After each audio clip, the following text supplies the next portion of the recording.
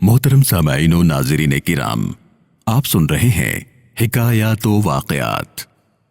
مؤلف ہیں فضیلت الشیخ مولانا محمد ناظم اشرف صاحب حفظہ اللہ تعالی، استاذ الحدیث، جامعہ اشرفیہ لاہور، پاکستان۔ ایفائے عہد۔ ایک دن حضرت فاروق اعظم رضی اللہ تعالیٰ عنہ کا سادہ دربار خلافت سرگرم انصاف و عدل تھا۔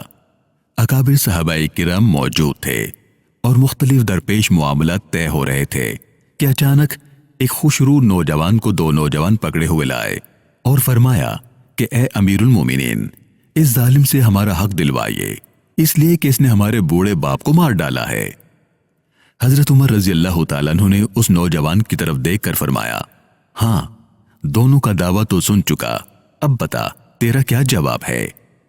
اس نے نہایت فصاحت و بلاغت سے پورا واقعہ بیان کیا، جس کا خلاصہ یہ تھا کہ ہاں، مجھ سے یہ جرم ضرور ہوا ہے اور میں نے تیش میں آ کر پتھر کھینچ مارا، جس کی ضرب سے وہ پیر ضعیف مر گیا۔ حضرت عمر رضی اللہ تعالیٰ عنہ نے فرمایا، تجھے اعتراف ہے تو اب قصاص کا عمل لازمی ہو گیا اور اس کے عوض تجھے اپنی جان دینا ہوگی۔ نوجوان نے سر جھکا کر عرض کیا، مجھے امام کے حکم اور شریعت کا فتویٰ ماننے میں کوئی عذر نہیں، لیکن ایک درخواست ہے۔ ارشاد ہوا، وہ کیا؟ عرض کیا، میرا ایک چھوٹا نابالغ بھائی ہے جس کے لیے والد مرحوم نے کچھ سونا میرے سپرد کیا تھا کہ وہ بالغ ہو تو اس کے سپرد کر دوں۔ میں نے اس سونے کو زمین میں دفن کر دیا اور اس کا حال سوائے میرے کسی کو معلوم نہیں۔ اگر وہ سونا اس کو نہ پہنچا تو قیامت کے دن میں ذمہ دار ہوں گا، اس لیے اتنا چاہتا ہوں کہ 3 دن کے لیے ضمانت پر چھوڑ دیا جاؤں۔ حضرت عمر رضی اللہ تعالیٰ عنہ نے اس بارے میں سر جھکا کر ذرا غور فرمایا اور پھر سر اٹھا کر ارشاد فرمایا، اچھا، کون ضمانت دیتا ہے کہ تو 3 دن کے بعد تکمیل قصاص کے لیے چلا آئے گا؟ فاروق اعظم رضی اللہ تعالیٰ عنہ کے اس ارشاد پر اس نوجوان نے چاروں طرف دیکھا اور حاضرین کے چہروں پر نظر ڈال کر حضرت ابو ذر غفاری رضی اللہ عنہ کی طرف اشارہ کر کے عرض کیا، یہ میری ضمانت دیں گے۔ حضرت عمر رضی اللہ تعالیٰ عنہ نے پوچھا، ابو ذر، تم ضمانت دیتے ہو؟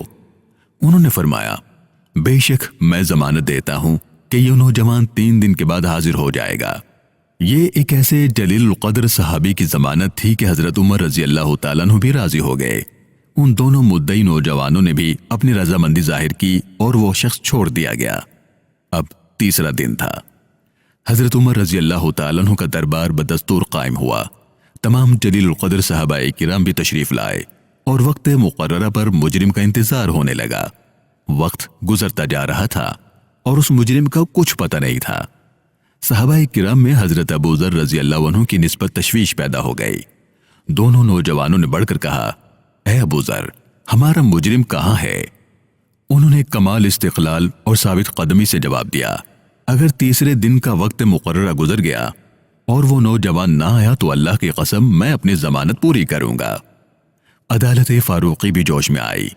حضرت عمر رضی اللہ تعالیٰ عنہ سنبھل بیٹھے اور فرمایا، اگر وہ نوجوان نہ آیا تو ابو ذر کی نسبت وہی کاروائی کی جائے گی جو شریعت اسلامی کا تقاضا ہے۔ یہ سنتے ہی صحابہ کرام رضی اللہ عنہم میں تشویش پڑ گئی۔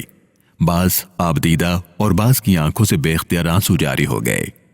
لوگوں نے مدعیوں سے کہنا شروع کر دیا، تم خون بہا قبول کر لو۔